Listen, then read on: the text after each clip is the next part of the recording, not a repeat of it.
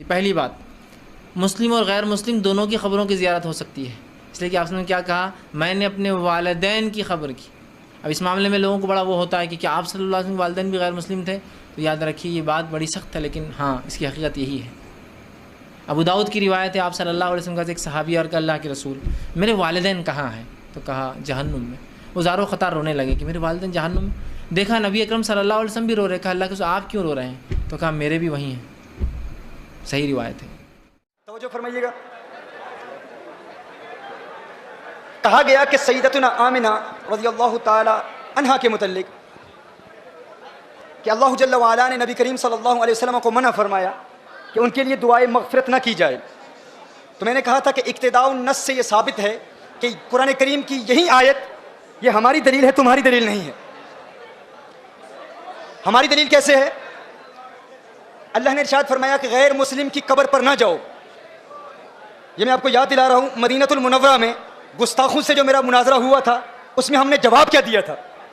انہوں نے کہا کہ اللہ نے دعائے مغفرت کی اجازت نہیں دی۔ تو دعائے مغفرت کی اجازت اس لیے نہیں دی کہ العیاذ باللہ سیدہ مؤمنہ نہیں تھی۔ تو میں نے کہا کیا قبر پر جانے کی اجازت دی کہ نہیں؟ کہا دی۔ تو میں نے کہا قرآن کہتا ہے کافر کی قبر پر نہ جاؤ، تو قبر پر جانے کی اجازت دے دی، یہی اس بات کی دلیل ہے کہ وہ مومنہ ہے، یہی اس بات کی دلیل ہے وہ مومنہ ہے۔ کہا پھر دعائے مغفرت کی اجازت کیوں نہیں دی؟ یہ کیوں فرمایا کہ مغفرت کی دعا نہ کرو؟ اس کا جواب سماعت فرما لیں۔ مغفرت کی دعا کس کے لیے کی جاتی ہے؟ بخشے ہوں کے لیے بخشش کی دعائیں نہیں کی جاتی، بخشے ہوں کے لیے بخشش کی دعا نہیں کی جاتی۔ دیکھیے کبھی آپ کہتے ہو یا اللہ غوث اعظم کو بخش دے، کیا الیاذ باللہ کوئی ایسا کہتا ہے یا اللہ خواجہ غریب نواز کو جنت عطا فرما معاف کر دے؟ کوئی نہیں کہتا۔ ہر شخص کہتا ہے کہ وہ چونکہ بخشے ہوئے ہیں تو بخشے ہوں کے لیے بخشش کی دعا نہیں مانگی جاتی۔ کیا الیاذ باللہ کوئی کسی نبی کے لیے کہہ سکتا ہے اے اللہ عیسیٰ علیہ السلام کی مغفرت فرما، موسیٰ علیہ السلام کی مغفرت فرما؟ نہیں۔ قانون کیا ہے؟ بخشے ہوں کے لیے بخشش کی دعا نہیں کی جاتی۔ دیکھیے جب آپ نماز جنازہ پڑھتے ہیں، بالغ کے لیے کیا دعا پڑھتے ہیں؟ اللہم اغفر لحینا ومیتنا، دعائے مغفرت کرتے ہیں نا۔ لیکن نابالغ کے لیے کیا دعا ہے؟ اللہم اجعلہ لنا، کیا فرطا واجعلہ لنا۔ فرض کیا ہوتا ہے؟ آپ کہتے ہیں میرے اللہ یہ جو بچہ مجھ سے پہلے چلا گیا ہے، یا اللہ یہ مجھ سے پہلے جائے اور میرے لیے شفاعت کا اہتمام کرے۔ کیا؟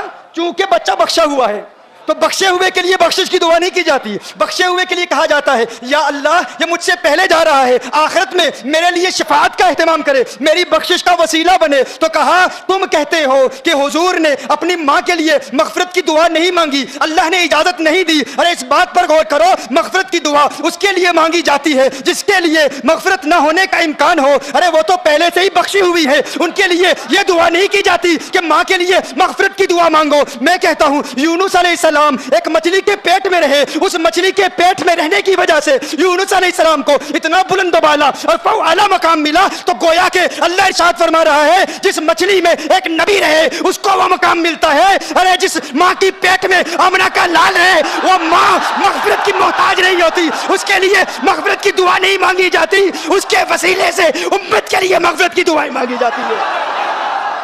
تو تیری ماں آقا کی ماں کی طرح نہیں، تو آقا کی طرح کیسے ہو سکتا ہے؟ ارے تو کہتا ہے میں آقا کی طرح ہوں، تو اپنی گھر کے حالات کو دیکھ لے، اپنی بیوی کو دیکھ لے۔ کیا تیری زوجہ کے لیے قرآن میں کوئی آیت نازل ہوئی ہے؟ نہیں۔ لیکن آقا کی ازواج مطہرات کے متعلق کیا ارشاد فرمایا؟ یا نساء النبی لستن کاحد من النساء، اے میرے محبوب کی ازواج مطہرات تم عام عورتوں کی طرح نہیں۔ میں کہتا ہوں میرے آقا کی ازواج مطہرات عام عورتوں کی طرح نہیں، میرے آقا عام مردوں کی طرح کیسے ہو سکتے ہیں؟